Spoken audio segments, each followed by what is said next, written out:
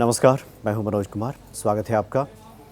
दरअसल जेएनयू हिंसा के बाद जब से मशहूर अभिनेत्री दीपिका पादुकोण जेएनयू पहुंची, तब से उनकी काफ़ी आलोचना हो रही है। हालांकि कुछ लोग उनके समर्थन में भी आ गए हैं, लेकिन सबसे ज़्यादा प्रशंसा दीपिका पादुकोण की पाकिस्तान में हो रही है।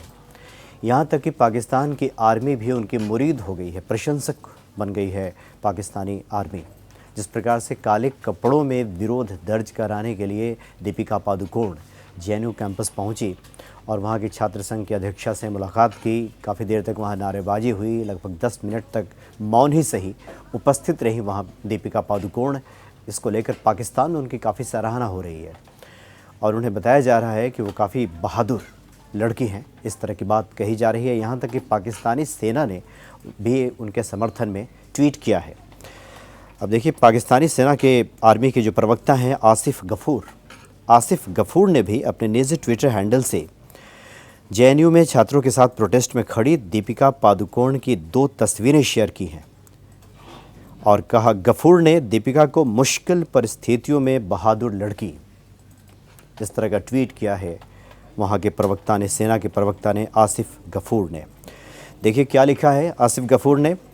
दीपिका पादुकोण को संबोधित करते हुए लिखा है कि for standing both with youth and the truth, you have proved to be a brave person in difficult environment, earning respect, humanity is above everything। इस तरह का ट्वीट किया है आसिफ गफूर ने। ये कहा है कि दीपिका पादुकोण युवा और सच्चाई के साथ जिस प्रकार से खड़ी है, वो साबित करती है कि वो कितनी बहादुर लड़की है, जो इस विषम परिस्थिति में भी जेएनयू कैंपस में खड़ी है। इस तरह का ट्वीट किया है सेना के प्रवक्ता ने। दूसरी तरफ पाकिस्तान में पत्रकार है वहाँ पे नायला इनायत अक्सर ट्वीट करती रहती हैं। इनायत ने भी लिखा है कि दीपिका पादुकोण, क्या मुझे ट्वीट डिलीट करना चाहिए या सरेंडर करना चाहिए, इस तरह का फ़ोटो उन्होंने भी ट्वीट किया है। तो दीपिका पादुकोण को लेकर इस तरह की काफ़ी चर्चा हो रही है। इधर अनुराग कश्यप ने भी ट्वीट किया और ये कह दिया कि वो लोग जो दीपिका पादुकोण की मुखालफत कर रहे हैं, उनका विरोध कर रहे हैं, उनके मुंह पे तमाचा तभी लगेगा जब दीपिका का समर्थन करने वाले लोग बड़ी तादाद में फिल्म छपाक देखने पहुंचेंगे, जो कि 10 जनवरी को सिनेमाघरों में रिलीज़ हो रही है। इस तरह की बातें कही है। यानी कि इस पूरे प्रकरण में 2 धड़ा, जैसा कि हमेशा होता है, इस बार भी दिखाई दे रहा है। लेकिन ये देखने वाली बात होगी कि दीपिका पादुकोण जब जेएनयू कैंपस पहुंची तो उन्होंने ये नहीं कहा कि वो किसी के समर्थन में हैं, कौन सही है कौन गलत है, इस बात की जानकारी देने वहाँ नहीं पहुंची थी। जैसा कि मानवता का तकाजा भी है कि जो पीड़ित पक्ष है या जिससे चोट लगी है, जिसका खून बह रहा हो, जिस पर हिंसा हुई है, यह तकाजा भी है कि उसको सांत्वना देने के लिए लोग पहुंचते हैं। और शायद इसी कड़ी में दीपिका पादुकोण भी वहाँ पहुँची है।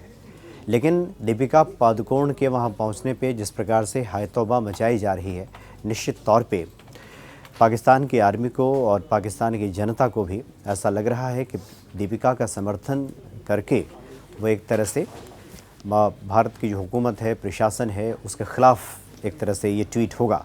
तो शायद ये जानते समझते हुए भी इस भाव के तहत जो पाकिस्तानी आर्मी के प्रवक्ता इस तरह का ट्वीट कर रहे हैं। लेकिन फिर ये कुल मिलाकर यही बातें कही जा सकती हैं कि इस पूरे प्रकरण में दीपिका पादुकोण एक पीड़ित व्यक्ति से अगर मिलने पहुंची और कौन सही है कौन गलत है, इसका फ़ैसला तो जांच एजेंसियां करेंगी या फिर कोर्ट करेगा। दीपिका तो बस यूं कहा जा सकता है कि फिल्मी प्रमोशन के दौरान वो दिल्ली मौजूद थी और एक मानवता के तकाज़े के नाते वो वहां पहुंच गई। वहां जाकर के उन्होंने कोई ऐसा बयान नहीं दिया कि वो किसके साथ हैं या किसके विरोध में हैं। फिलहाल इतना ही। नमस्कार। इन खबर चैनल को सब्सक्राइब करें और बेल आइकन दबाना ना भूलें।